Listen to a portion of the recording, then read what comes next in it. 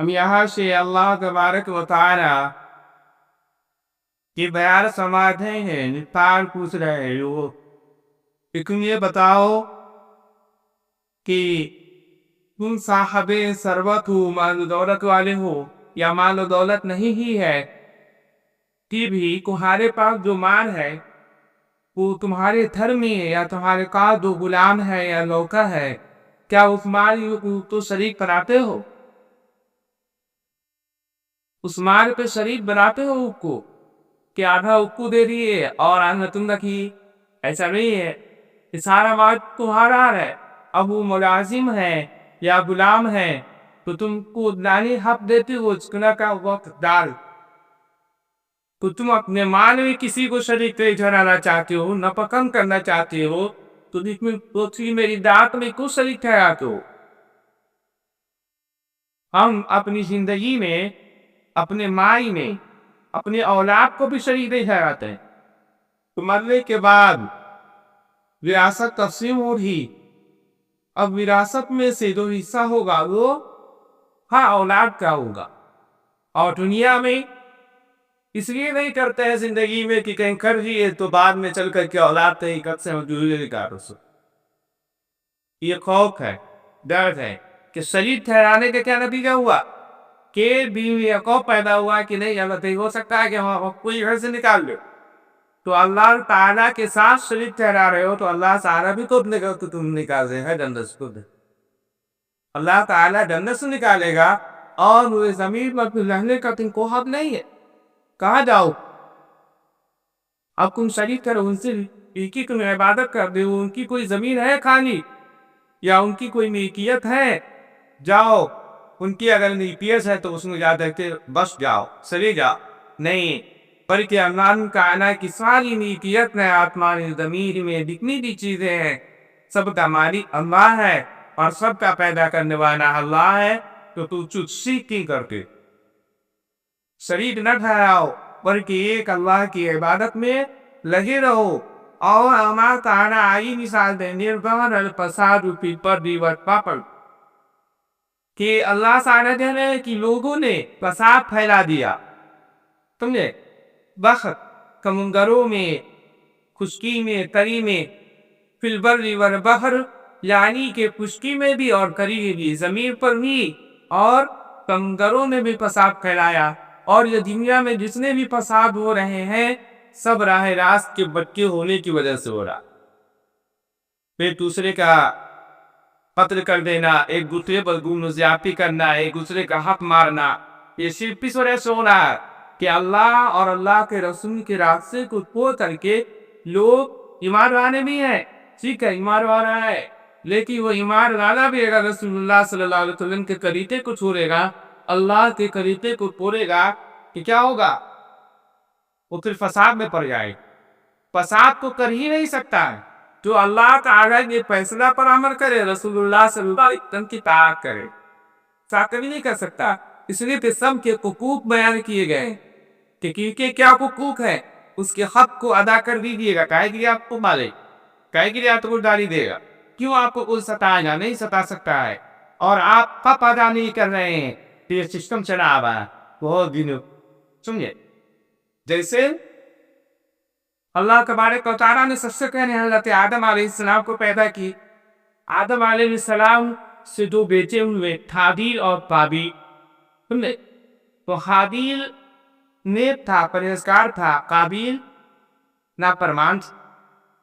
اب جو اولاد نیک ہوتا ہے تو اسے ماں باپ بھی زیادہ پسند کرتے ہیں، تو قابیل کو دشمنی ہو گئی حابیل سے، اور اس دشمنی میں وہ قتل کر دی۔ کیا کیا؟ قتل کیا، اور قتل کر دیا۔ تو تعالیٰ نے حابیل نے کہا بما کسبت ایدی الناس لیذیقہم بعض الذی عملوا لعلہم یرجعون۔ تم مجھے قتل کرو گے نا، اگر تم تسکاری کرو گے تو ہم تمہارے اوپر ہاتھ نہ اٹھائیں گے، بلکہ ہم یہ امید رکھتے ہیں کہ لعلہم یرجعون، ہم سب کو لوٹنا ہے اللہ کے پاس۔ تو کیا ہے دل میں؟ حسد آ گیا، اور حسد سے منع کیا گیا ہے کہ حسد نہیں کرنی ہے، دوغ نہیں کرنی ہے۔ کو یہ اللہ تبارک و تعالی وہ طریقے بتلائیں، رسول اللہ صلی اللہ علیہ وسلم اور دیگر انبیاء جو طریقے بتلا کر کے چلے گئے، اس پر اگر آپ اپنی زندگی کو گزاریں گے تو یہ کتنا پسار نہیں ہوگا، چین و سکون کی زندگی ہوتی۔ اب اس کی مثال ابھی دور حاضر میں یہ سمجھ لے کہ کوئی انسان اگر شادی کر رہا ہے تو اس کی وسعت ہے بہت زیادہ، اور یہ غریب آدمی ہے، مسلمان وہ بھی ہے، مسلمان یہ بھی ہے، اور ایک آدمی لے گیا گاڑی بارات میں سب تھا۔ ہم غریب آدمی دیکھتا ہے کو لگتا ہے کہ کاش کر وہی لے جاتی اتنی گاڑی، لیکن علم نہیں ہے۔ علم ہوگا تو اس بارات میں جانے والے بھی نہیں گائی، سمجھے؟ جس کو اللہ کا خوف ہوگا، اللہ کا ڈر ہوگا، اور اللہ تعالیٰ کی ناراضگی اس کے دل میں اگر یہ ہو کہ اللہ تعالیٰ اس سے ناراض ہوتے ہیں تو پھر اس میں وہ نہیں جائے گا۔ اب وہ متوسط طبقے کے جو لوگ ہوں گے وہ کیا کریں گے؟ سودی، قسط پر پیسہ لینا، یہ کرنا وہ کرنا، اپنی شادی بیاہ کو شان و شوکت والا بنانے کے لیے یہ غلط راستے اختیار کریں گے، پھر وہ دھیرے دھیرے فتنہ کا گھر بنتا چلا جائے۔ تو فتنے کو ہم نے اپنے ہاتھوں سے کمایا ہے، اسی کو اللہ تعالیٰ کہہ رہے ہیں ظہر الفساد فی البر والبحر بما کسبت ایدی الناس، کہ لوگوں نے اپنے ہاتھوں سے کمایا جو ہی برائیاں ہیں۔ ہم تو دنیا میں نیک بنا کر کے بھیجے تھے، لیکن آدم علیہ السلام بھی فتح کر گئے کہ ہم نے کہا تھا آدم کو کہ آدم اس درخت کے پاس نہ جائیے گا، لیکن آدم علیہ السلام بھی چلے گئے، لیکن بڑے توبہ کی، گناہ بہت روتے رہے، اتنے سالوں تک روتے رہے، پھر معافی ہوئی۔ آخر آدم کے دل میں تو یہ آیا کہ ہم غلط پر تھے اور ہم بہکاوے میں چلے گئے، تو ہم نے اس کو معاف کر دیا کہ یہ آدم کی اولاد کے لیے مثال ہے کہ میرے راستے پر، میرے بتائے ہوئے طریقے پر چلو گے تو گمراہ نہیں ہوگے، اور چہل و سکون، خیر و برکت والی زندگی ہوگی تمہاری، خیر و برکت والی زندگی اور چہل و سکون ہوگا۔ اب کبھی پیٹ پر پتھر اس امت میں کسی نے نہیں باندھا ہی 400-500 سال۔ رسول اللہ صلی اللہ علیہ وسلم پیٹ پر پتھر باندھو، وہ بھی سنت ہے، لیکن ہم پیٹ بھرنے کے لیے وہ کیا بنا رہی ہے؟ جہنم پیٹ کو، کہ اس میں حلال ہے یا حرام ہے کوئی پتہ نہیں ہے کہ کیسا مال آ رہا ہے، ڈال رہے ہیں۔ لیکن صحابہ کرام رسول اللہ صلی اللہ علیہ وسلم جب غزوہ خندق میں تھے، خندق کھود رہے تھے، کہ بڑی حالت خراب تھی صحابہ کرام کی۔ ایک صحابی آتے ہیں اور کہتے ہیں کہ اللہ کے رسول صلی اللہ علیہ وسلم پیٹ کھول کر کیسے دکھا رہے ہیں؟ میں کو 2 پتھر لی۔ رسول اللہ صلی اللہ علیہ وسلم اپنے پیٹ مبارک کو کھول کر کے دکھایا، کہا کہ میرے پیٹ پر تو 3 پتھر ہے۔ اب صحابہ کرام جو تھے بہت افسوس کیے کہ کاش میں یہ چیز نہ دکھاتے رسول اللہ، تو ہم سے زیادہ بڑھ کر کے ہمارے جو معلم ہیں، سرپرست ہیں، وہ زیادہ مشقت میں، پریشانی میں ہے، تو پیٹ پر پتھر باندھنے کی نوبت کیوں آئی؟ اگر حرام کھانا چاہتے، دنیا کی لالچ ہوتی، دنیا کی تمنا ہوتی، آرزویں ہوتی، تو اللہ کے رسول صلی اللہ علیہ وسلم کو سب کچھ مل جاتا، لیکن آپ نے امت کو پیغام دینا تھا کہ نہیں، کبھی کبھی پیٹ پر پتھر بھی باندھ لیا کرو، کبھی کبھی بھوکے بھی رہ لیا کرو، اس پیٹ کو کیا کرو، حرام لقمے سے محفوظ رکھو۔ اور باندھنے کی کیا مطلب؟ جیسے کہ پیٹ پر وزن، جیسے کہ پیٹ میں پیٹ بھرا ہوا بھی ہو، ایک بدن ہے، ایک قوت حاصل ہو رہی ہے، تو اس وقت بھوک کی طرف زیادہ ہوتی تھی، وہ پیٹ سکڑ جاتا تھا، پھر کو پیٹ پر پتھر باندھ کر کے رکھتے تھے کہ تقویت ملی۔ بظاہر تو یہ معنی ہو رہا ہے کہ جسم بہت کمزور ہو رہا ہے، لیکن رسول اللہ صلی اللہ علیہ وسلم پیٹ پر پتھر باندھا کرتے تھے تاکہ اور تقویت ہم کو مل جائے، طاقت مل جائے، تو جب جسم پر وزن ہوتا ہے تو انسان اور طاقت سے کوئی کام تو کرتا ہے۔ جیسے رمضان المبارک میں عبادت میں جتنی لذت محسوس ہوتی ہے، یہ کیا وجہ ہے؟ بھوکے پیاسے رہتے ہیں ہم، اور اگر پیٹ بھرا ہوا ہے تو ہر گناہ آپ کر سکتے ہیں، شہوت سے لے کر کے جتنی بھی برائیاں ہیں سب میں آپ جا سکتے ہیں۔ اسی لیے کہا یا معشر الشباب لو استطعت بالنکاح یا او صوم، اے نوجوانوں کی جماعت، اگر کچھ طاقت رکھتے ہو جو نکاح کرو، اگر نکاح کی طاقت نہیں ہے، وسعت نہیں، تو کچھ روزے رکھ لیا کرو، روزے رکھ کے تو تمہارا نفس کیا رہے گا؟ کنٹرول میں رہے۔ کو اللہ تعالی دنیا جو بنایا تو اس دنیا میں بات یہ گزری کہ ہر انسان کو پیدا کیا تو اس کے اندر اچھائی کو ہی رکھا، برائی کو ہی رکھا، اب انسان کے اندر یہ چیز ہے کہ اچھائی کو کون پسند کرتا ہے، برائی کو کون پسند کرتا ہے۔ اب ہم اچھائی پر عمل کر رہے ہیں تو ٹھیک ہے، اگر کوئی ایک خیر کا کام کیا تو ہم نے زمین کو خیر سے بھر دیا، اگر شر کا کام کیا، برائی کا کام کیا تو اس زمین کو ہم نے شر سے بھر دیا، اور گویا کہ اس پر جو مخلوق رہ رہی ہیں اس کو ہم نے کیا کیا، پریشان کر دیا۔ اب قابیل کو قیامت تک کہ اللہ تعالیٰ نہ دیتے رہیں گے، کیوں؟ اس لیے کہ اپنے بھائی کا قتل کیا، اس کو قتل نہیں تھا کہ قتل کر دیے ہیں۔ اب ہم کیا کریں اس کے؟ اب اللہ ہی تعالیٰ اس کے لیے اسباب پیدا کی تھی، کوہ مرا ہوا تھا، دوسرے کوے اس کو مٹی کود کر کے یا پوست اٹھا کر کے لا کر کے اس مٹی کے اندر ڈالا، تو قابیل سمجھ گیا کہ وہ اسی طریقے سے، لیکن گناہ میں کمی نہیں ہوگی، بلکہ قیامت تک کے جتنے بھی قتل ہوں گے سب کا گناہ قابیل کو لکھا جائے گا۔ اس لیے فتنہ کو ایجاد نہیں کرنی چاہیے، یا جیسے ابھی ٹک ٹاک یا کیا سب جو آتا ہے، ریل بناتا ہے وہ، تو اس میں جو گانا ڈالتے ہیں آپ، تو آپ کی موت کب آ جائے گی تو نہیں جانتا ہے، جتنے لوگ سن رہے ہیں سب کا گناہ آپ کو ہو رہا ہے، سب کا گناہ ہو رہا ہے۔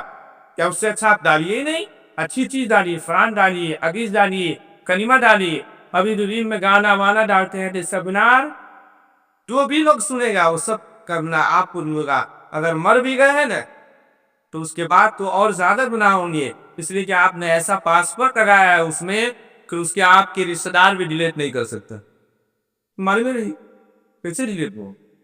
تو اس لیے معصیت سے بچنی چاہیے، گناہوں سے بچنی چاہیے۔ ضرب لكم مثلا من أنفسكم هل لكم مما ملكت أيمانكم من شركاء۔ اللہ تعالیٰ تم سے ایک مضمون علی تمہارے میلادات میں سے بیان فرماتے ہیں، کیا تمہارے غلاموں میں کوئی شخص تمہارا دشمن میں جو ہم نے تم کو دیا ہے شریک ہے؟ فیما رزقناکم فانتم فیہ سواء تخافون لهم کخیفتکم انفسکم، کہ تم اور وہ اس میں برابر ہوں، جن کا تم ایسا خیال کرتے ہو جیسا اپنے آپس کا خیال کیا کرتے ہو۔ کذالک نفصل الآیات لقوم یعقلون، ہم اسی طرح سمجھداروں کے لیے دلائل صاف صاف بیان کرتے رہتے ہیں۔ اب نوکر ہے، کام کرنے والا، تو ہم تو اس کو اپنے پلیٹ میں بھی نہیں کھانے دیتے، اس پلیٹ اس کا ایک پلیٹ متعین کر دیتے ہیں کہ اس پلیٹ میں کھائے گا، اور جب تک کہ وہ رہے گا اسی پلیٹ میں کھائے، اس کے لیے گلاس الگ کر دیتے ہیں۔ یہ اللہ تعالیٰ کے لیے آپ خوب پسند کرتے ہیں کہ اللہ تعالیٰ محتاج ہے اپنے لوگوں کا، اللہ کسی کا محتاج نہیں۔ دعا کیجیے گا ڈائریکٹ عرش پر اللہ کے پاس پہنچتا، کوئی ولی کیر فنا سلا ایسا بل سیدھا بلا نہیں سیڑھی ہوئی، لیکن سیڑھی کے اللہ سنتا کیوں ہے؟ اب جا کر کیا کہیں کہ سیڑھی ہے، اب چھت پر چلنے کے لیے سیڑھی کی ضرورت پڑتی ہے، تو اللہ کے پاس جانے کے لیے سیڑھی کی ضرورت پڑے گی، تو فلاں ولی کے پاس جائیے، فلاں پیر کے پاس جائیے، وہاں پہنچیے گا۔ یہ سب فضول بات، اللہ محتاج نہیں ہے۔ اگر یہ بات ہو گئی تو اللہ کیا ہو جائے گا؟ محتاج ہو جائے گا۔ کس کا محتاج ہو جائے گا؟ پیر صاحب، بابا صاحب کا، کوئی کسی کا محتاج نہیں ہے اللہ تعالیٰ۔ اللہ اس سیدھے سنتا ہے، بنائیے پہلے اللہ کو۔ بل اتبع الذین ظلموا اهواءهم بغیر علم فمن یهدی من اضل اللہ وما لهم من ناصرین۔ بلکہ ان ظالموں نے بلا دلیل اپنے خیالات کا اتباع کر رکھا ہے، سو جس کو خدا گمراہ کرے ان کو ان راہ پر لاوے، اور ان کا کوئی حمایتی نہ ہوگا۔ فاطم وجہک، اب تشہد پڑھتے یا اشہد ان لا الہ الا اللہ کے صدا بلند ہوئی تو انگلی اٹھاتے، کیوں اٹھاتے انگلی؟ حدیث میں کہیں تذکرہ نہیں۔ نماز دے اشہد ان لا الہ الا اللہ، کیا چیز کی گواہی دی جا رہی ہے؟ اس پر غور کیا ہے؟ نہیں، وہ اللہ کی گواہی دی جا رہی ہے۔ اب ہمارا سوچتے کہ رسول اللہ صلی اللہ علیہ وسلم کے بارے میں کہا جا رہا ہے یہ ہے، رسول اللہ صلی اللہ علیہ وسلم کی گواہی ہم دے رہے ہیں، نہیں۔ اگر گواہی دینی ہوتی تو اللہ اکبر پر بھاگ کہا جاتا، سمجھے؟ یہ سب غلط رواج چلی لیا، ٹھیک ہے؟ یہ یہاں پر ہاتھ اٹھانا جب اذان ہو رہی ہو یا تکبیر کہی جا رہی ہو، یہ سب میں ہاتھ اٹھانا ابھی اتنے صحابی کو نہیں ہے۔ کسی صحابہ نے ایسا ہے کہ ہاں نماز میں ہے تو اشہدو اللہ پر انگلی اٹھانا بھی، اللہ اشہدو اللہ الہ پر گرا دینا، الہ پر گرا دینا۔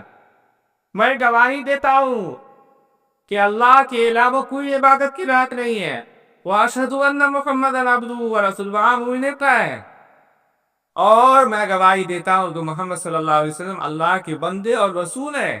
یہ کس نے کیا تھا؟ یہ فرشتے کہے تھے۔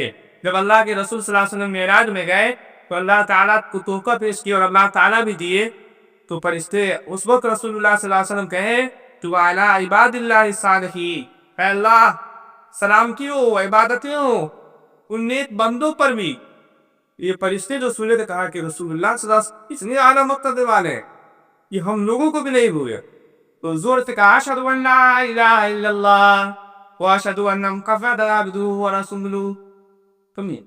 یہ اب ایک اشکال یہ ہے کہ ہم بات ہوتی ہے تو صلاۃ و سلام پڑھنے کے بارے میں ہے کہ الصلاۃ والسلام علیک یا رسول اللہ، کیوں نہیں پڑھتے ہم یہاں سے؟ کہا کہ تشہد میں تو پڑھتے ہیں السلام علیک ایھا النبی، سمجھے، ایھا النبی، اے نبی سلامتی ہو۔ تو ہم نے نہیں کہا السلام علیک ایھا النبی، کس نے کہا؟ اللہ نے کہا کہ اے نبی آپ یہاں موجود ہیں، رسول اللہ صلی اللہ علیہ وسلم وہاں موجود ہے عرش پر اللہ کے پاس، سمجھے، معراج میں۔ تو اللہ تعالیٰ کہا السلام علیک ایھا النبی ورحمۃ اللہ وبرکاتہ، سلامتی ہو اور اے نبی آپ پر ورحمۃ اللہ وبرکاتہ، اور رحمتیں ہو اور برکتیں ہو۔ کیا کہا؟ اللہ تعالیٰ کہیں، اور اسی کو ہم نقل کر رہے ہیں تشہد کو۔ اور روز رسول پر پھر حاضر ہوا تو وہاں کہے اس لیے پاک رسول اللہ صلی اللہ علیہ وسلم موجود ہے۔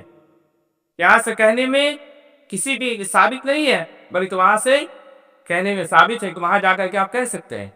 جیسے کہ قرآن میں کوئی آیت آئی تو اللہ تعالیٰ اس وقت نوح علیہ السلام کو کہہ رہے ہیں، تو ہم تو بیان کر رہے تو ہم وہ اسلام سے بات نہیں کر رہے، بلکہ اللہ تعالیٰ کی بات کو نقل کر رہے ہیں۔ یہ بیجا فالتو بات نہیں کرنی چاہیے۔ وَمَا لَهُم مِّن نَّاصِرِينَ، اور ان کا کوئی حمایتی نہ ہوگا۔ فَأَقِمْ وَجْهَكَ لِلدِّينِ حَنِيفًا، سو تم ایک سو ہو کر اپنا رخ اس دین کی طرف رکھو، فطرۃ اللہ التی فطر الناس علیہا، اللہ کی دی ہوئی قابلیت کا اتباع کرو جس پر اللہ تعالیٰ نے لوگوں کو پیدا کیا۔ لا تبدیل لخلق اللہ، اللہ تعالیٰ کی اس پیدا کی ہوئی چیز کو جس پر اس نے تمام آدمیوں کو پیدا کیا ہے بدلنا نہ چاہیے۔ وَلَٰكِنَّ أَكْثَرَ النَّاسِ لَا يَعْلَمُونَ، بس سیدھا دین یہی ہے لیکن اکثر لوگ نہیں جانتے۔ مُنِيبِينَ إِلَيْهِ وَاتَّقُوهُ وَأَقِيمُوا الصَّلَاةَ وَلَا تَكُونُوا مِنَ الْمُشْرِكِينَ، تم خدا کی طرف رجوع ہو کر فطرت الہیہ کا اتباع کرو اور اس سے ڈرو، اور نماز کی پابندی کرو اور شرک کرنے والوں میں سے مت رہو۔ ہر جگہ نماز کی پابندی کرو اور شرک کرنے والوں میں سے نہ رہو، ڈرو اللہ۔ دعا کیجیے کہ اللہ تعالیٰ ہم سب کو